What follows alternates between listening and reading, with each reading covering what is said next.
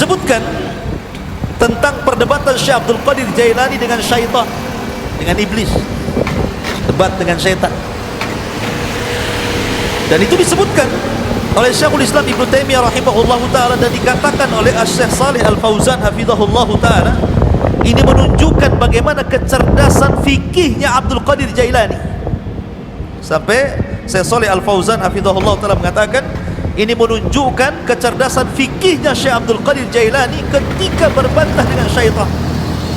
Bagaimana kisahnya? Dijelaskan suatu ketika beliau mengatakan saya sedang safar dan ketika itu cuaca sangat panas sekali, ala harri fi ba'dil asfar, panas sekali. Tiba-tiba ketika panas terik gitu kan, karena matahari memancar luar biasa, tiba-tiba ada awan. Awan itu menaungi kepala, menghalangi antara terik matahari dengan kepala. Dari situlah tiba-tiba dari awan hitam yang menaungi diriku, kata Syekh Abdul Qadir Jailani, nada munadin, tiba-tiba ada yang menyeru dari langit sana, ada yang menyeru dan mengatakan, ya Abdul Qadir, ana rabbuk. Wahai Abdul Qadir Jailani, saya adalah Rabb. Maka Syekh Abdul Qadir Jailani rafa'a ra'sah, melihat ke langit dan mengatakan, antallah la ilaha illahu, apakah engkau adalah Allah yang tidak ada sembahan berhak disembah kecuali Dia? Maka kemudian suara itu ada lagi di langit dan mengatakan, ana rabbuk, saya Tuhanmu, ana rabbuk, saya Tuhanmu. Syekh Abdul Qadir Jailani mendengarkan sampai akhirnya, setelah dia mengatakan ana rabbuk wa qad ahlaltu laka ma haramtu alaika ya Abdul Qadir, saya Tuhan wahai Abdul Qadir, aku telah halalkan yang sebelumnya kuharamkan kepadamu. Maknanya semua manusia haram melakukan ini, kau halal. Semua manusia haram memakan khamar, kau halal. Semua haram berzinah, kau halal. Pokoknya seperti itu. Tiba-tiba Syekh Abdul Qadir Jailani mendengar kata-kata, aku sudah menghalalkan kepadamu yang diharamkan aku kepada selainmu. Maka dia mengatakan, kadzabta ya adu Allah, kadzabta ya adu Allah, dusta engkau wahai musuh Allah, bal anta syaitan, engkau bukan Tuhan, engkau adalah syaitan. Fatamazzaqat tilkas sahab, tiba-tiba awan hitam itu langsung berpecah, menyebar, ya. Lah dari situlah tiba-tiba kemudian muncul lagi suara dan mengatakan, ya Abdul Qadir, najauta minni bifiqhika fi dini, wahai Abdul Qadir, engkau sudah selamat, ya. Najauta minni, engkau selamat dariku dengan kecerdasan fikihmu dalam agamamu. Laqad fatantu bihadzal hilah qablaka sab'ina rajulan, sungguh sebelum itu, kata syaitan, aku sudah memuji 70 orang semisal kamu dari kalangan para ulama, kalangan zuhad, dan mereka terkena fitnahku kecuali kamu, katanya. Lihat bagaimana Syekh Abdul Qadir Jailani mengatakan apa?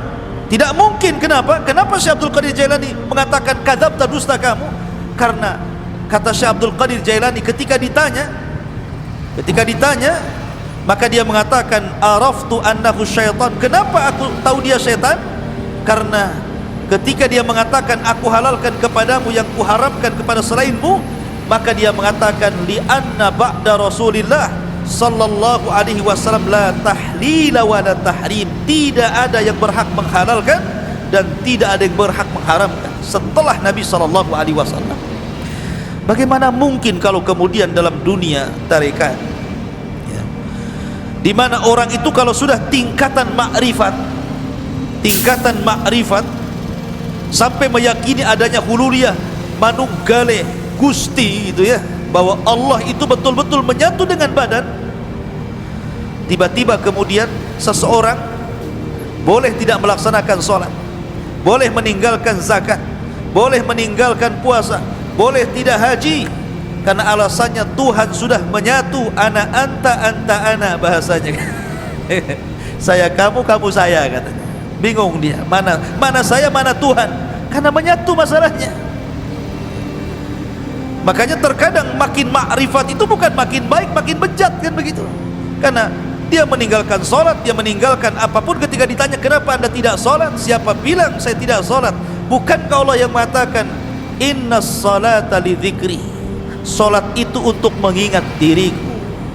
Jadi kalau aku sudah ingat Allah, aku sudah sholat, katanya. Karena sholat itu untuk mengingat diriku. Apalagi kemudian Allah berfirman, u'budullaha hatta ya'tiyakal yakin, sembahlah Allah sampai yakin. Aku sudah yakin, ngapain aku nyembah, katanya kan. Kacau nih kalau sudah Quran dipelintir-pelintir. Padahal yang dimaksud sembahlah Allah sampai yakin, maksudnya sampai ajal. Yakin di sini maknanya ajal, kata Imam Ibnu Katsir rahimahullahu taala dan ahli tafsir yang lainnya. Sembah Allah sampai mati, bukan sampai yakin. Artinya kalau sudah yakin tak perlu sembah gitu. Nah, itu kebelinger. Masyarul muslimin. Jadi Syekh Abdul Qadir Jailani mengatakan apa? Dia mengatakan bahwa setelah Rasul tidak ada yang menghalalkan, tidak ada yang mengharamkan. Makanya dia mengatakan kepada syaitan, ya, kadzabta, dusta kamu. Gak mungkin halal bagiku, haram bagi orang lain, atau sebaliknya, kan gitu. Masyarul muslimin yang dimuliakan Allah Azza wa Jalla. Dari silah maka Syekhul Islam Ibnu Taimiyah rahimahullahu taala, beliau memuji dua perkara dari sosok Syekh Abdul Qadir Jailani. Pertama, ketika Abdul Qadir Jailani membahas tentang takdir dan membantah penyimpangan dalam qadariyah. Yang kedua, bagaimana ketika Abdul Qadir Jailani mendebat syaitan. Dari sini salah kata Imam Ibnu Taimiyah, aku sangat mengagumi Syekh Abdul Qadir Jailani, sebagaimana disebutkan Imam Abdul Qayyim dalam kitabnya Madarijus Salikin fi iyyaka na'budu wa iyyaka nasta'in. Masyarul muslimin yang dimuliakan Allah Subhanahu wa taala, Syekh Abdul Qadir Jailani walaupun dia sudah menjadi ulama besar, tapi dia dikenal keberaniannya, laumata laim, enggak peduli orang dia. Dia tidak takut kecuali kepada Allah. Syekh Abdul Qadir Jailani tidak takut siapapun, sampai kepada penguasa dia tidak takut, ya. Dan dia suatu ketika salah satu Khalifah Abbasiyah itu bernadar, nadarnya seperti ini: saya akan beribadah kepada Allah di waktu di mana manusia tidak ada yang beribadah. Gimana caranya coba? Saya akan beribadah di waktu di mana tidak ada satupun manusia yang beribadah. Kira-kira kapan tuh? Mana bisa, ya kan? Satu dunia ini manusia pasti ada yang beribadah, kan begitu? Enggak di sini ya di sana, enggak di sana di sana, kan gitu. Kapan waktunya coba? Mana kita tahu sampai bernadar seperti itu, saya akan beribadah di waktu manusia tidak ada yang beribadah. Mustahil. Ya. Karena setiap detik, setiap menit itu pasti ada orang beribadah di mana-mana. Entah di sini tidak ada, di sana ada, di sana tidak ada, di sana lagi ada. Di Indonesia tidak ada, di Mekah ada, di Mekah tidak ada, di Yaman ada, kan begitu. Sulit kita ini kemudian menentukan waktu di mana manusia tidak beribadah, dia beribadah. Akhirnya para ulama di zaman itu berkumpul memberikan fatwa bahwa khalifah harus bayar kafarah, karena mustahil beribadah di waktu di mana manusia tidak beribadah. Khalifah harus bayar kafarah, kafaratul yamin, puasa 3 hari berturut-turut atau memberi makan 10 fakir miskin.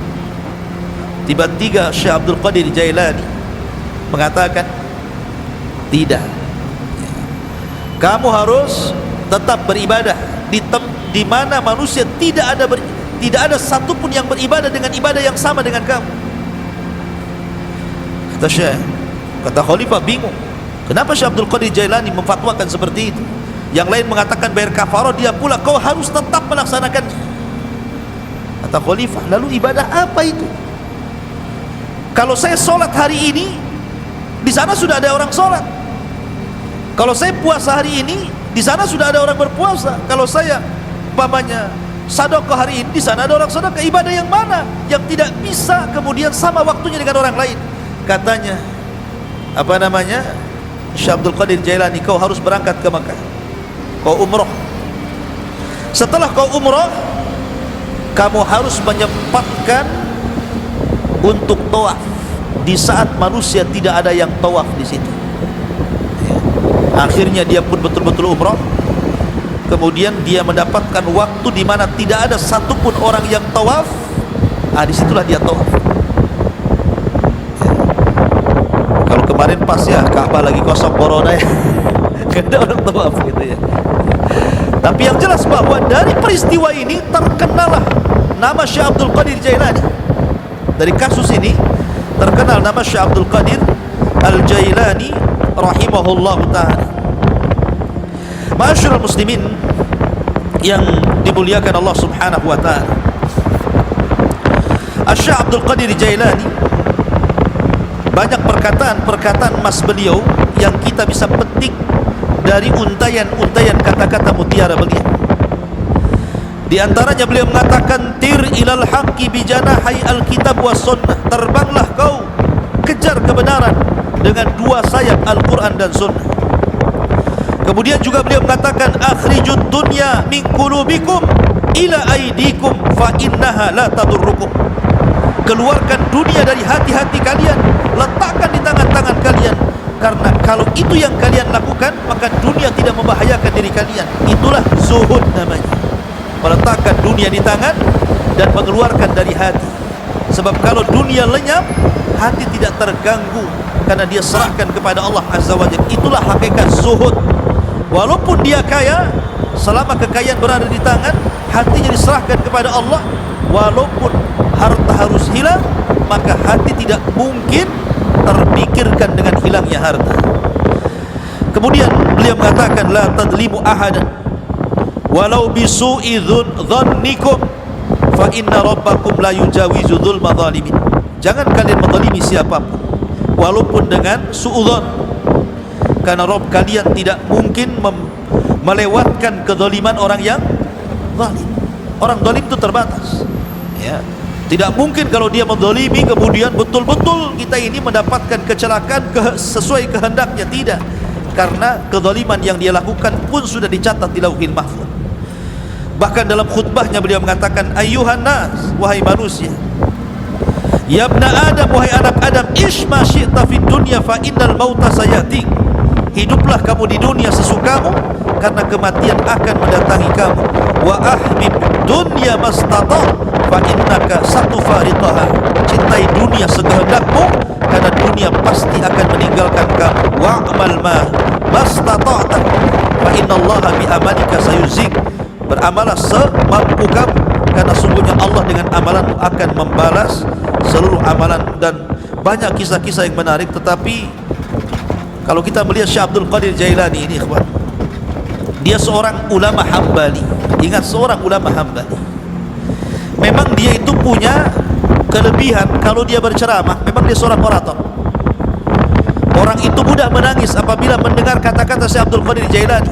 Makanya kalau dia membuka majelis ilmu, majelis taklim itu, yang datang ngaji setiap kali menyampaikan kajian 70.000 rajulin, 70.000 talabatul ilmi, 70.000 para talabatul ilmi itu nemplek di masjidnya itu.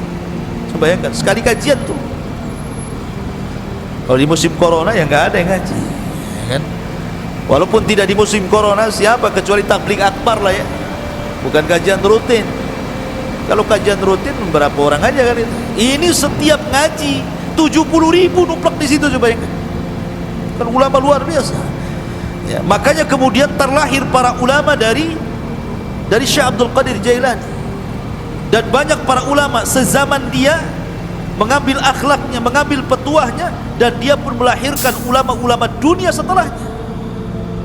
Tetapi para pengikut setelahnya sampai hari ini banyak yang gulu ekstrim, melampaui batas, bahkan memuji Syekh Abdul Qadir Jailani melebihi kapasitas dia sebagai manusia. Bahkan ada yang sampai menuhankan, naudzubillah ya, sampai menuhankan Syekh Abdul Qadir Jailani. Dia manusia, dia ulama, sama dengan ulama-ulama yang lainnya, karyanya banyak. Terkadang orang-orang yang mengkultuskan Syekh Abdul Qadir Jailani, dia sendiri tidak paham siapa Abdul Qadir Jailani, bagaimana karya-karyanya, bagaimana pengetahuannya, bagaimana pendapat-pendapat dia seputar sholat, seputar zakat, seputar puasa, muamalah. Kadang nggak paham ya. Dia hanya terbawa cerita orang, terkadang cerita khurafat-khurafat yang ditimbulkan, yang tidak ada sanad kepada beliau, akhirnya mengkultuskan dan sampai menuhankan, naudzubillah. Ingat bahwa manusia tetaplah manusia. Kita hargai dia seorang ulama besar, ulama hadis, ulama tafsir, ulama fikih, sama dengan ulama-ulama yang lain, ya. Dan kita mendoakan rahimahullah, semoga Allah merahmati Syekh Abdul Qadir Al-Jailani. Apalagi nasab beliau memang dua-duanya keturunan Hasan dan Husain, dari jalur bapaknya Hasan dan dari jalur ibunya adalah Husain.